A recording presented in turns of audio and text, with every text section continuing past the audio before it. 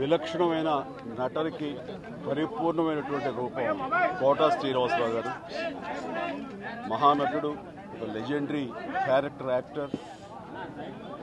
మా ఇద్దరి నట ప్రస్థానం కూడా ఒకే సినిమాతో ప్రారంభమైంది. అది ప్రాణం ఖరీదు. అఫ్కోర్స్ ఇక్కడే నారాయణమూర్తి ఉన్నాడు. నారాయణమూర్తి కూడా ఆ సినిమాతోనే ప్రారంభమైంది అనుకోవచ్చు.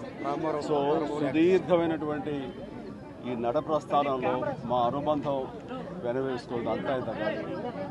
ఆయనతో నటిస్తున్నప్పుడు తెర మీద ఆయన నటనను చూసి అద్భుతం అనుకోవడం వేరు.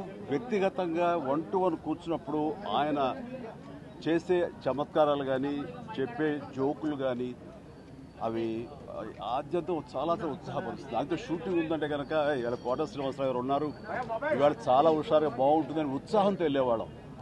అలాగా ఆయనతోటి ఒక అనుబంధం పెనవేసుకు వెళ్ళింది. ఇంకా ఆయన చేయలేని క్యారెక్టరు, చేయని క్యారెక్టరు, మాట్లాడని యాస, మాండలికాలు లేవనే చెప్పాలి. అంతగా పరిపూర్ణమైనటువంటి నటన.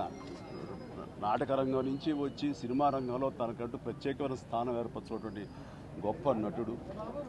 ఆయనతోటి నాకు ఎన్నో సినిమాల అనుబంధం ఉంది. ప్రతి సినిమా ఒక్కొక్క అద్భుతమైనటువంటి నాకు ప్రత్యేకం. అండ్ అలాంటి మా కోటా శ్రీనివాసరావు గారు ఈ రోజున లేరు అనుకోవటం అనేది నిజంగా చాలా తీరని లోటు.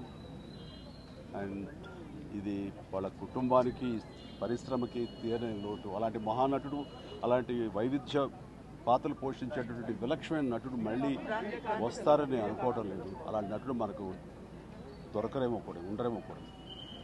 అది ఎవరు పూర్తి చేయటువంటి చాలా భారీ నష్టం ఈ పరిశ్రమకి.